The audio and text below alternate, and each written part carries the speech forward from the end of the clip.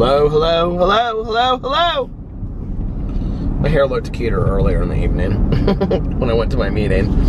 I was resting for like half an hour to charge my phone, and first I laid on, which side was I laying on? This side of my hair, and then I was laying on my back, so my hair's a little messy right now, but it's whatever. I know you guys don't care. I have so many things right here. I have water to drink, and I have coffee for my meeting. Look at the nice cups that they had tonight. And it's cold now, but it has been a great day today. It's been a long day. It feels like this has just been the longest day. And yeah, I stayed up late last night and listened to my audiobook. I have about a half an hour left of it, and I'm saving the very end of it. It's What If It's Us by Becky Albertalli and Adam Silvera, and it's really good. It's a really, really good book. So, but I'm kind of sad to finish it, honestly. That's my first book done for Reading Rush. And then, this chapstick is so over, and I'm just trying to make it last. And then the next audiobook that I'm starting is the Karen McManus book, and I don't remember what it's called. Two of Us Are Lying, or One of Us is Lying. Two of Us Can Keep a Secret, or something like that. I don't know what it's called, but anyway, I liked her first book. A lot of people are saying they didn't like the second book, but we'll see. And, yeah, and then I've been reading a little bit of, not much at home today, because I was making a lot of videos and stuff, and then I had my meeting tonight, and I had to pick up Tanya early, because we had to pick somebody else up, and it, like, took us, like, 40 minutes to pick her up, and then get to the meeting tonight, so I had to leave early. So I didn't get a long time to read today. I read a little bit, but not much. And let's see, I got up and just fiddled around the house and just did some stupid stuff around the house and took the dogs out and all that kind of stuff, and, you know, my stuff that I usually do. And then I came back and I made videos. Well, I filmed a review video of the Starbucks S'mores Frappuccino. And then what did I do after that? And then, I'm kind of tired tonight. And then I filmed my Reading Rush, like, update vlog for day 2, and did kind of a little challenge on there as well. And then, I came back and filmed a video for my Peter Monn channel, and I wanted to film a Peterisms video, but it was just getting too late. I wanted to take a shower and stuff before I left for the meeting, and I wouldn't have had enough time, so I didn't get that done. But I got videos up on all my other channels, so. And, yeah, that was my day. I had a great time tonight at the meeting. Kind of reminded me of back in the day going to meetings. And, it was nice. We were talking about, like, true crime books and stuff on the way there, and I was talking about my book club, and it was just fun. I saw some people I hadn't seen in a while, which was nice, and it just was a good meeting. Got a cup of coffee. I love meeting coffee. I don't know why I do, but it makes me happy just to sit there. You know, it is what it is. It's a cool evening, and it's 68. It was cool last night, and it's cool today, and it's supposed to be really sunny tomorrow, but it's supposed to be, like 80. So warmer, but not super warm. I'm like half tempted to go down this way, go to the interstate, but I don't think I will. Funny, you know, that we were having like 95-degree weather, and now we're having, you know, 80 during the day, and I think it was like 80 or upper 70s today. And then, why is this light not turning? I hate those sensor things. I'm not even like past the area. Do you think there are sensors in the road? Is that true? Is that like a real thing?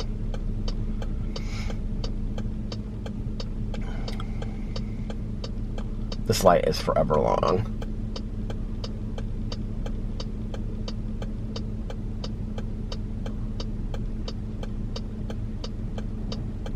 Does that sound fast to you? No. I've literally been sitting here. Why is it not turning? Oh, that's turning yellow. Is it going to turn for us? I think it's going to turn for us. It just turned for us. That is how long I had to wait for the turn signal. Can you believe it? It was green the entire time.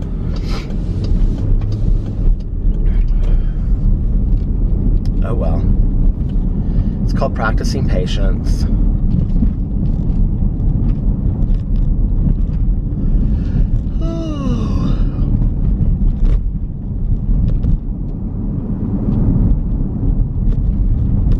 Alex came home before I went to my meeting tonight, and he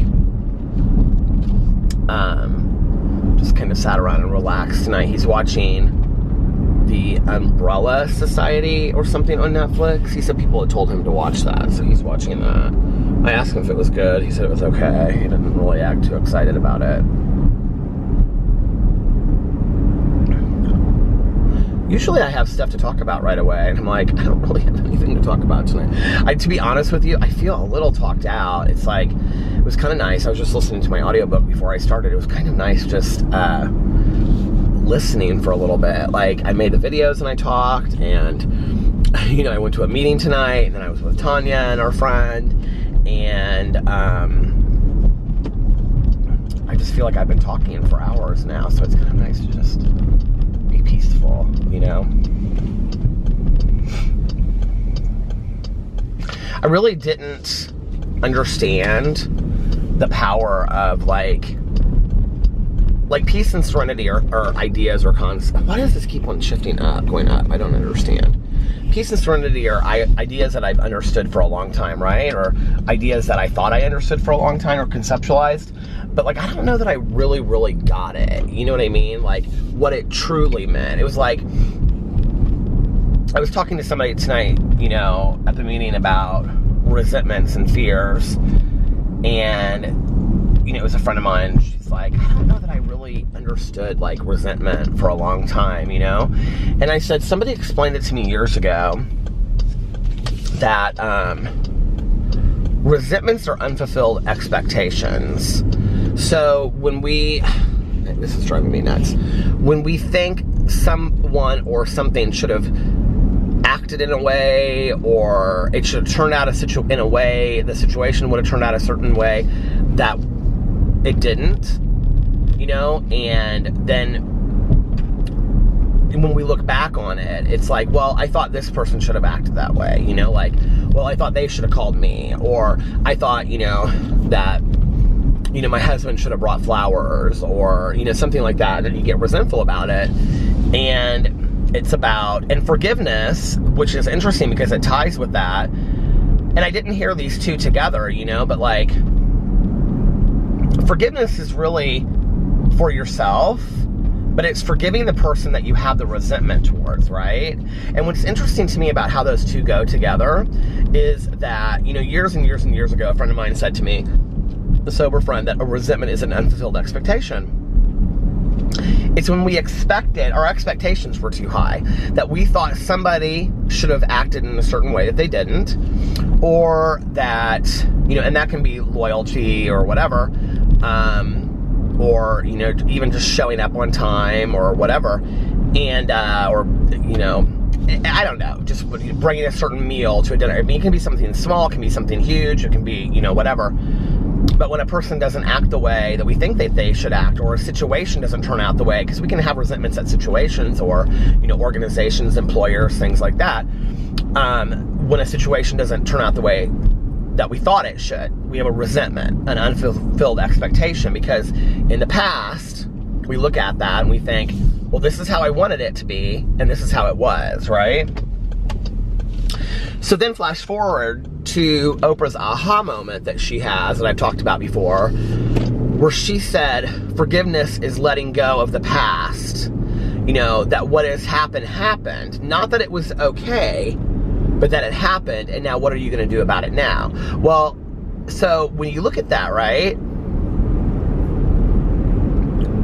forgiveness is really letting go of the idea of letting go of the expectation that we had, and that what happened, and we can't change that, right?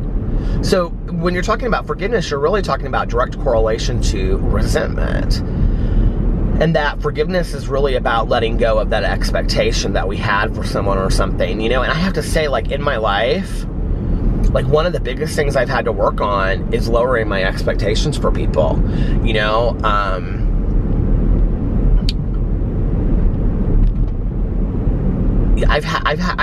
I have really, in the past, had really high expectations for people, that they should act a certain way. And even for myself, you know, I think, like, I've had really high expectations of how I thought I should act, with maybe not having had the lessons presented to me. And but I think it's really about lowering our expectations for other people and realizing that people are human.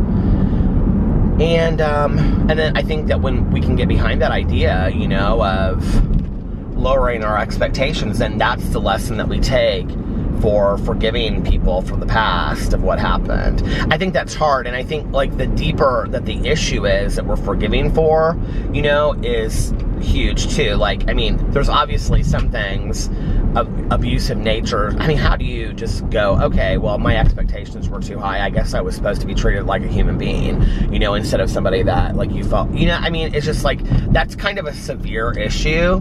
That's not the same as, you know, feeling like somebody did you wrong, or, you know, like, well, the feelings weren't reciprocated, or, you know what I mean, like somebody being late is not the same as something like that. I mean, those are issues that take a long, long time. I was always taught that forgiveness is really about letting go of our emotional attachment to that person or that thing that they did to us. Therefore, forgiveness is really for us. It's not for the other person. It's saying, I forgive you and now I let you go. And forgiveness does not mean I forgive you and now we're best friends again, or I forgive you and you're back in my life again, if that's a family member. I mean, often we've been, you know, really hurt by family members. And how do you do that, you know, when it's family? It's like, but I think I don't want to be tied down. Like, when I think about peace and serenity, like, peace and serenity to me is not having any really hardcore resentments or deep negative emotional attachments to somebody or what they do or what they say, you know? And I think that one of the things I realized today too is so little that has to do with me or the world or, like, things that happen to me are really even about me. Like, they really aren't, you know?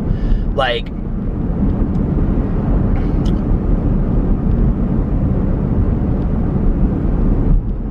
sure, like, maybe they have to do with me, and I have a personal reaction to what happened or a personal response to it because it feels personal, right? It's like when somebody says, well, you don't have a right to have a feeling about it. Well, it's about me. I have a personal emotion. I have a personal feeling attached to that. But when you step back from it, and sometimes it takes us, sometimes we don't just immediately step back. Sometimes it takes us years to step back from a situation, right? And look at it with open eyes and say, you know what, like, maybe that's how that person handles situations, or maybe that's how that person is with a lot of their interactions in their life, and, you know, that this really didn't have a whole lot to do with me. That had it been different, it would have turned out differently. You know, that maybe they would have just talked to you, or maybe whatever. Or maybe you would have just talked to them, and you know what I mean? And that's why it always comes back to me, and I have to take a look at, well, what's my part in any situation? What can I fix? What can I do? Because I can't do anything about the other person, right? You know what I mean? And so forgiveness is really about the removal of that resentment and moving forward. Who wants to walk around with a bunch of resentment, you know? When we hear this saying that's recovery-based about other people renting space in your head for free, what we're really talking about is your head is full of resentments towards certain people and certain things, right? Well, who's that doing harm to? You know, like, you're sitting there thinking about all this kind of stuff, and they're not even, like, you're not even on their radar. And it's really, I think, rather unhealthy to become consumed with that kind of stuff. I've realized in my life, in the 40 years that I've been alive, but probably more so in the last 20 years, I think I've consciously done it and realized that I can release people with love. You know, I can look at the good parts of our relationship, whether it's a friendship, a family member, you know, a friendship, whatever, or a romantic relationship, work relationship, whatever, that I've realized that I can release people with love. Like, you know, that people come in our lives for a reason, a season, or a lifetime, to kind of look at that, evaluate it for where we're at today and with that situation. And then I try to look at the good times and remember the good times, the good things that had happened in that relationship, and not stay focused on the bad times or the negative, you know? And then I try to release them with love and say, like, I wish them all the best. I wish, you know, because at that time, if I can focus on that time that I was really close with them, or we were really getting along, or it was a good time, you know? If I can go back to that, then that Peter in that moment would have wanted the best for them. And so that person still exists within inside of me. And I try to go to that and release those people with love, you know? Even if they can't stand me, that's okay. Not everybody's gonna like me, you know? Not everybody's gonna like you.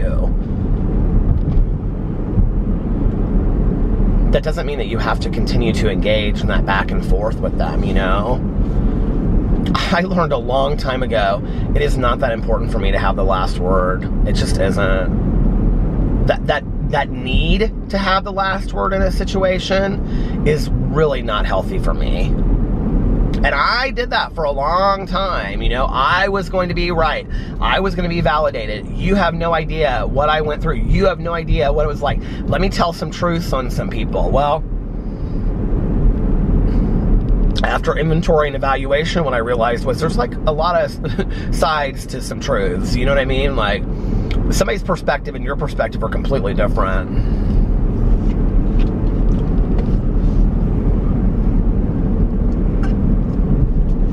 I'll tell you, the direct line to peace and serenity for me today is taking care of myself and focusing on what I can change about me. Not necessarily about what I can change about other people, because I can't. You know, and that didn't take me 40 years to figure that out. I probably figured that out in the first 10 years of my life, maybe 5, and didn't even know that I had known it. You know what I mean? I mean, we know that. We know we can't change other people in the way that they think. Have I had moments where people have ignited a aha moment in me where I think, oh my God, I didn't think of it that way before? Absolutely. And do I think I've done the same for other people? Sure. I'm sure at some point I have, right? But yet again, it's them taking the information, or me taking the information and changing as a result of what I've heard. Because there's a lot of people that are presented the same information that we are, and they don't have aha moments because they're not prepared for it. You know, they're just not there. It's like I was talking about, so I did this video today on Jaclyn Hill, because she made a video and she came back, actually made it and posted it about an hour ago. And, you know, I said in there, and I think people misunderstood what I was saying. I said, because she said something about she wanted to be really authentic and genuine. And I said, you know, I think Jaclyn is being really authentic. This is a good example for what I'm talking about. I said, I think that Jaclyn is being really authentic and genuine and sincere for her, for where she is today, right? Like, who Jaclyn is today and who she is going to be 5 or 10 years down the road are two completely different things. You know, she hasn't had those same life experiences that she's going to have when she's 40 or 30. I don't have the same life experiences of somebody that's 65, you know? Which is why I do think that sometimes, most times, it's important for us to listen to what other people that have gone through similar things that we've gone through, or might have a little bit more life experience than us, to listen to what they have to say and say, okay, well, let me think about this, you know? I don't have to own it as my truth, but I can sit there and I can think about it for a little bit. You know, I think that that's important. And, but just in using her as an example, you know, like, who my authentic self was at 29 and who my authentic self is at 47 are two completely different things. You know, when I was in my early 20s, you couldn't tell me I didn't know my stuff. You know what I mean? Like, you couldn't tell me that I didn't know what I was talking about stuff. Today, I realize I know very little about what I'm talking about. You know what I mean? And basically, all I have is my experience. But I think that kind of washed down cockiness comes with time. Well, I don't know that I necessarily say that. I've seen a lot of people as they get older become more cocky and more arrogant. You know, I've met some 60-year-olds that are pretty arrogant. And, but I think by and large, most of us learn as we grow and we don't take things so much to heart. And, you know what I mean? Like, I feel like it's weird. I feel like having been on YouTube in 3 years, like, I have learned, oh my God, so many life lessons that I never thought I would have ever learned getting on. I just, like, if you had asked me a day before I started YouTube, like, do you think these are the things you'll learn? Or I'd be like, no. I mean, I never thought it would be deep like that on any kind of level. And I guess it's really not so much about YouTube as it has been, like, my interactions with people and, you know, whatever. But I've learned so many things about myself. I think the most important thing I've really learned, which I knew all along, was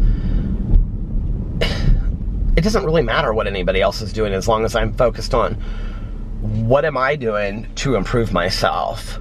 What am I doing to be the best version of myself every day? You know, and then at the end of the day, taking inventory of that and looking at it and saying, did I fall short today? Are there things I could have done differently? Are there things I could have done better? And not getting caught up in, like, the mania and the hysteria of crazy life, and always coming from that point of peace and serenity.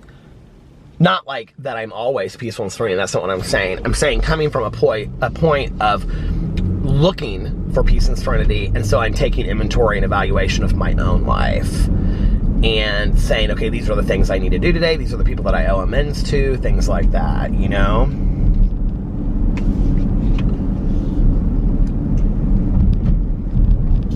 I still have people today. Is that an arcade? There's people today that I need to make amends to, you know, and that I'm still doing inventory on, and I need to take a look at my part in that. And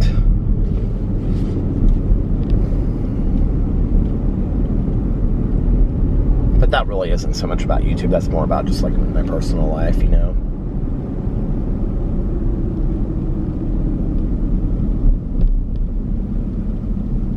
You know, I think, like, as an analogy, it's like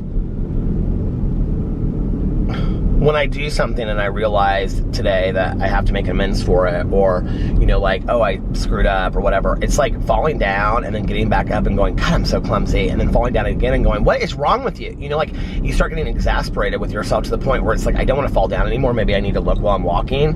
And I think that's really what it's about for me, is looking while I'm walking and realizing that, like, I don't want to continue to fall down, you know, and I need to be aware of this. They are putting in this tram system in Indianapolis. Is this part of where it's going to be? Okay, it was at the end of the tape. Or end of the tape. And because it's like, they have, like, a stop there. This is crazy. I didn't realize it was that close. Anyway.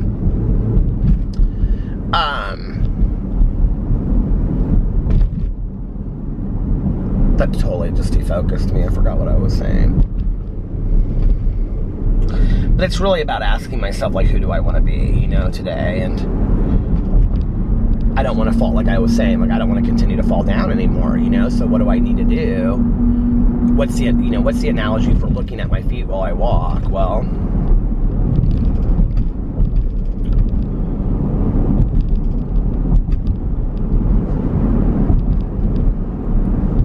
there's a lot of factors that go into that, you know? I also think that one of the things that's really happened in the last year to me, and I've said this a lot on here, but I mean really, really, really, like, this is a huge deal to me, is how much I really savor my peace and serenity today, you know, like in a way that I never even knew was important to me before. I really had no idea how important it was to me before. But today it is. It's vital, you know, to my existence.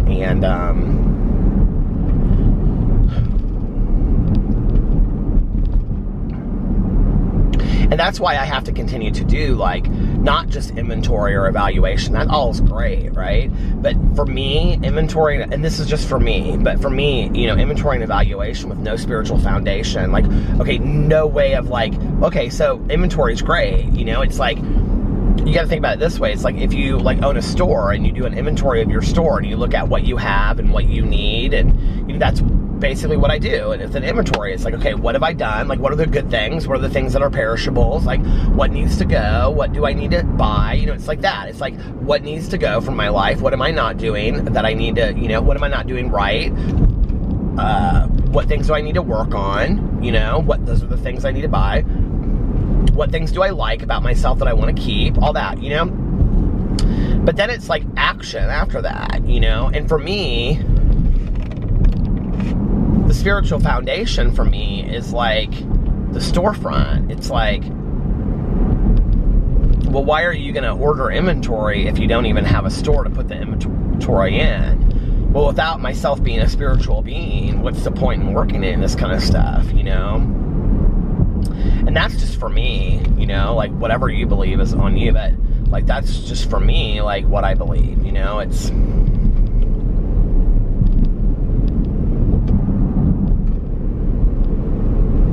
So the two go hand in hand. Like I have to have some kind of spiritual foundation, because if I don't, you know, it's like the saying, the recovery saying, you know, would you rather be happy or would you rather be right? You know, for years and years and years, I've had sponsors that have said that to me, you know, and there were times that I would be like, well, of course I want to be happy, but damn it, I know I'm right. And it's important that I'm validated in this, and I want to be proven right. Well, sometimes that fight for being right is not synonymous with being happy. And sometimes it is a fight. Sometimes it's an uphill battle all the way. And you know what? I don't really need to prove myself to anybody today. I just don't. I know who I am, you know? My higher power knows who I am. And I don't need to prove that to anybody today. And I think that that's a point you get to, you know, where peace and serenity then are a personal thing. And I'm not talking, this is really has nothing to do with YouTube. This has to do with, you know, like off of YouTube.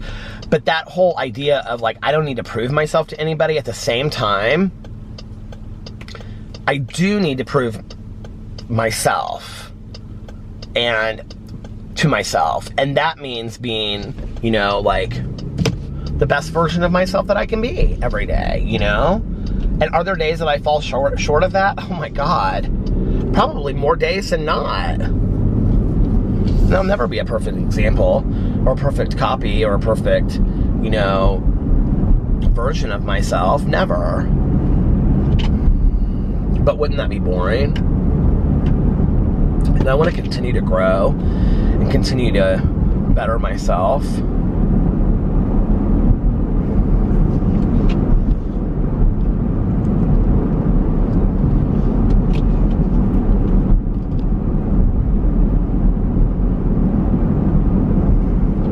I find it hard to believe, you know, like if I sat anybody down and said, do you want to continue to grow as a person, as a human being? I can't imagine many people that would say no to that. But that being said, I mean, at any point in my life, had you sat me down and said to me, do you want to continue to grow as a person? I mean, except for maybe when I was in my active addiction, I would have probably said, I don't really give a rat's ass. But, I mean, probably that's what I would have said. You know, but like, since then, I don't think there's ever been a time that if somebody had asked me that I wouldn't have said, yeah, of course I want to grow. I want to continue to be a good person. I want to continue to be a better person than I was, you know, every day. I want to be the best version of myself. But how cognizant of that was I? How aware of that was I? Not very for long periods of time, you know? I mean, I think all of us get stuck in this trap of the daily routine, you know, of whatever it is your daily routine is. And then I think very few of us have reminders of that, which is why for me, like, the meditations are good, why prayer is good for me, because it's a reminder, you know.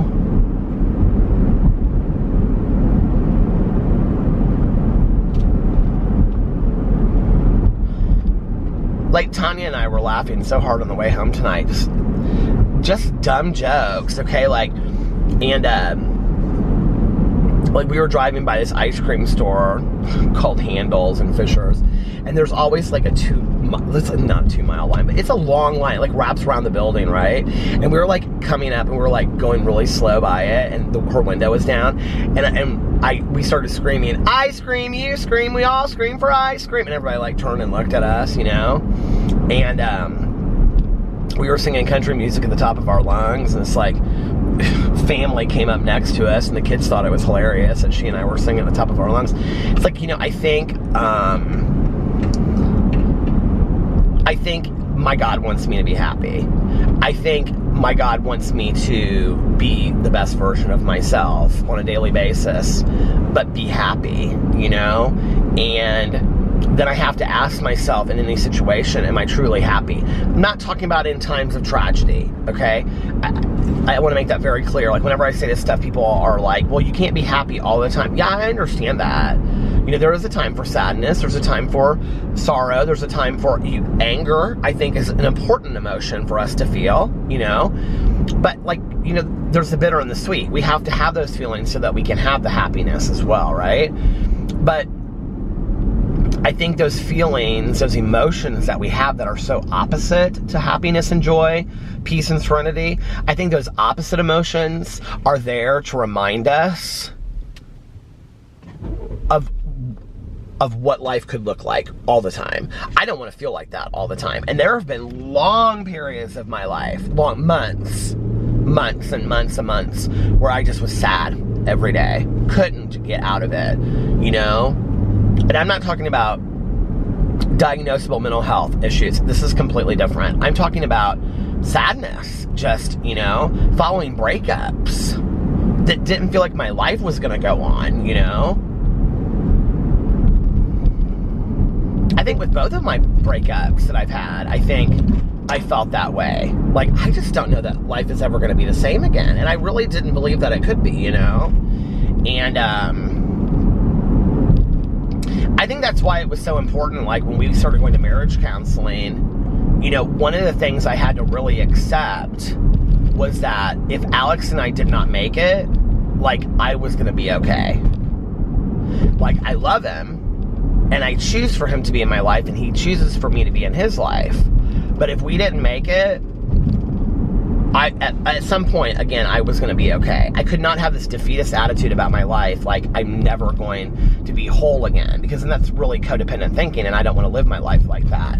And what happened as a result of that was so magnificent. You know, like, because I realized, Peter, you're going to be just fine, okay? It's going to hurt. It's going to hurt like shit. It's going to tear you up. You're going to go through it. But you're going to make it on the other side eventually. And I want everybody out there to know that no matter what you're going through right now, you will make, this too shall pass. You will make it. This is not going to be the thing that kills you. And I had to know that. I had to know that as a fact and believe it. And then what happened, which was magnificent, was I realized, oh, well, I'm choosing for my husband to be here, and he's choosing for me to be. We're choosing to be in each other's lives, and that is really powerful, you know, when you choose to have somebody in your life. And then this whole idea of soulmates, which I wanted to believe in, you know, and fated love and all this kind of stuff. Yes, that's great, and I really want to believe in all of that. But isn't it so much more wonderful that somebody actually chooses to have you in their life and share their life with you? Like, that's almost that almost surpasses, like, soulmate kind of stuff. It really does, you know? I mean, the fact that somebody chooses to spend their entire life with you, like, that's a pretty big deal, you know? And I don't know that I ever thought of it that way. I don't know that I ever looked at it that way. And I think often what happens, you know, in marriage is you kind of start taking each other for granted and you become real comfortable, and that's what happened with us. And right before I think it got too far was when we started counseling, and we were like, the battery died. And I don't know that the battery that I put in is really, I don't think it's that charged. I don't think I charged it. So I think I took the one out that I was filming on at home today, so it probably is not going to last a whole lot longer. There's this place right here called Jordan's Fish, Chicken, and Gyros. Is it gyros or gyros? I always thought it was gyros. Anyway, what was I talking about? Oh, choosing to be in somebody's life, or that, you know, them choosing for you to be in their life. It's just, I'm not going to vlog a whole lot longer anyway, because I want to finish my audiobook, but I think it's a super powerful thing, you know? And, yeah, just that. Just that. Nothing deeper than that. And I don't think that that's just about romantic relationships either. I think that's about friendships. And I think, you know, that it's about all kinds of relationships, you know? Except for family, right? Like, that's always a tough one. This car up here is literally, like, one side is on one, like, they went up over the, what do you call it? The divider. And one side's on one side of it, and the other side's on the other side of it. Anyway, like, family's tough. And I've had some tough family situations, but by and large, I've been really blessed. I mean, with my family, or with my parents, you know, and my stepmom, and, you know, Alex's family. I mean, we've just had, it's just been fantastic. You know, my close family, like, I've never had that thing where I'm like, ugh, I can't stand that person, or, do you know what I mean? Like, I've never had that. I feel so completely blessed, because, like, I have friends of mine that are just like, Peter, I don't want to go over to so-and-so's house for Christmas. Like, we just do not get along as a family, you know? And I've never felt that. There were some toxic times, especially between my mother and I, and when we were, mostly when we were drinking. But even, you know, my mom and we had it out sometimes about some other things, but really stopped, I would say, around the time that we both got sober, within that year, you know. Before then, it wasn't pretty. And, you know, it just wasn't pretty.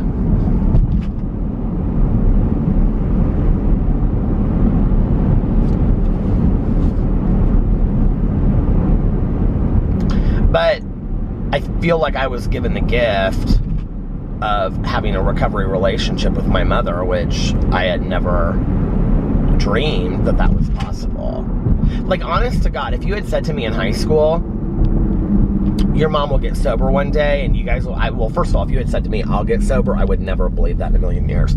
But if you had said to me, you guys will both be sober, your mom's going to get sober, she's going to work a 12-step program, be a completely different person, I would have been like, you're crazy. Like, you're literally crazy. Like, I had given up all hope. And one of the reasons why I do tell my mom's story, and she, you know, would want this, and did want this back in the day when I, you know, like, would talk a lot about us being sober together, is to give hope, you know, to other kids out there that their parents will get sober someday. And vice versa, that if you're a parent out there, that your child could get sober someday. Don't ever give up hope, you know?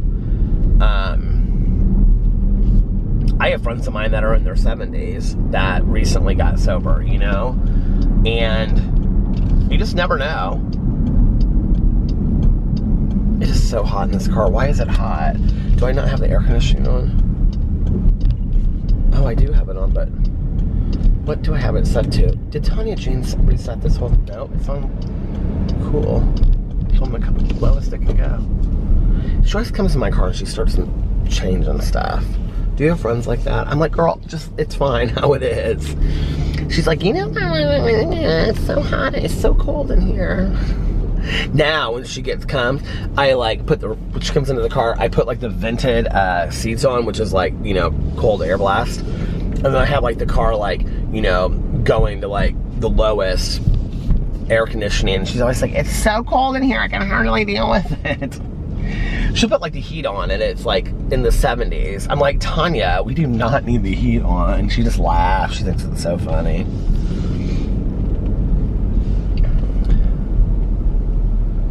Isn't it funny that like your best friend can do something that anybody else in your life would do and it would piss you off, like even your partner, but like if your best friend does it, it's like, oh, whatever. Do you know what I mean?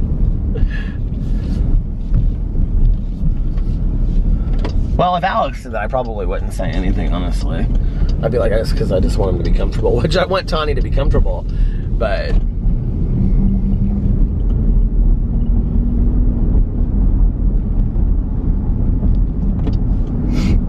I like trying to think about like things that Alex does. It's like hard. Like I don't have like a lot of things that he does that like piss me off.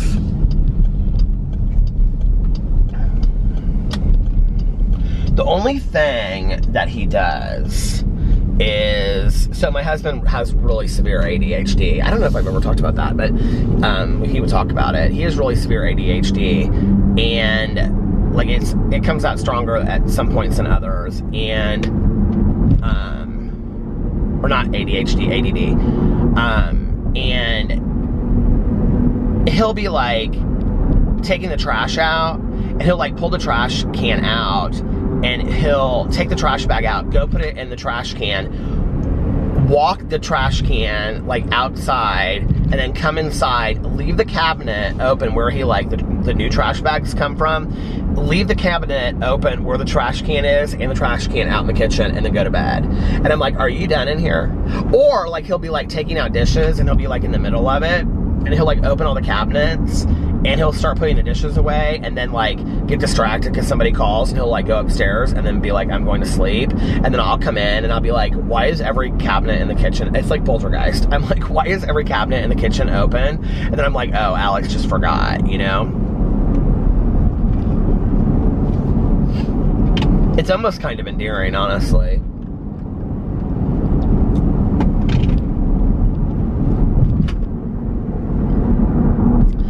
See, like, my thought process is similar, but so different.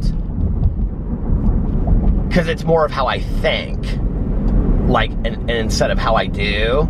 Because, like, if I'm doing something at home, like, I am, like, nobody. I am a multitasker like nobody's business. I mean to tell you, okay?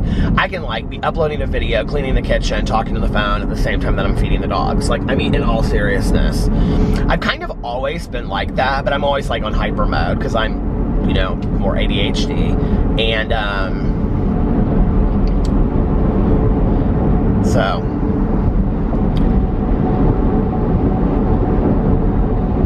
other than that, he doesn't really do anything. You know, it's interesting, like when you first get together with somebody and you move in with them, it's like the things, like I was so clean, like I'm like never like just have clothes like hanging. We each have like a couch on either side of our beds, and like I would never just like put clothes on there or whatever, and now I just kind of like take my clothes off and put them on there or whatever. Like I always made my bed. Like I was weird about like making my bed, having all the pillows perfect, having, you know, all this, the duvet cover and everything like that. Well, Alex doesn't like that. He likes to get into a bed that's unmade, although he kind of goes back and forth. It depends. Like recently it's like there'll be 3 days in a row where he'll like make the bed really, really nice, and then he like 3 days in a row where he doesn't, you know? And so that was like something that I had to give up. And I do remember this. So he would like let his laundry pile up and pile up and pile up. Very much kind of like this college mentality, you know, like I'll do my laundry once every 3 weeks or 2 weeks or something, and just wear new clothes until then. And he would do that until he had like this huge pile of clothes, and I would be like, do you want me to wash your clothes? And he'd say no. Because he's like really protective of his clothes and how he like washes them and takes care of them and stuff like that. Well, the laundry basket getting high would drive me crazy, because I would be like, okay, if I had 2 loads to do, or even 1.5, I was doing a load of laundry. Like I probably do a load of laundry every single day of my entire life, and enjoy doing laundry too. And I remember one day we were talking about it, and I was like, do you want me to do laundry? And he was like, no. And he was like, I'm going to do it this weekend. And I was like, well, I can do it for you. Don't worry about it. He was like, no, I want to do it myself. You know, I appreciate you asking me or whatever. And I was like, okay, it's just a lot of laundry. And he goes, this was like literally like in our first 6 months together. And I'm just kind of like standing there looking at the laundry basket on the floor, because it's like in the corner by our closet. And he was like, what are you saying? And I was like, there's just a lot of laundry there. And he was like, can you just let me have like this half of the room, and then you have your half of the room, and then we don't have to like, you know, worry about each other's side of the room? And I was like, well, that's an original idea. Like, I didn't say that, but that's what I'm thinking, you know, like, like you just have your side of the room and I don't comment, or, you know what I mean? This is the kind of stuff that married couples get into fights about that we should never, you know. But you know what, like, that was really kind of easy for me to accept. And then at that point, I was just like, that's Alex's side. What he does over there, psh. And that was so good, you know. It was so good for us, and especially for me, to kind of let go of that control of all of that, you know, just be like, do your thing over there, you know. If you don't want to ever do laundry, okay.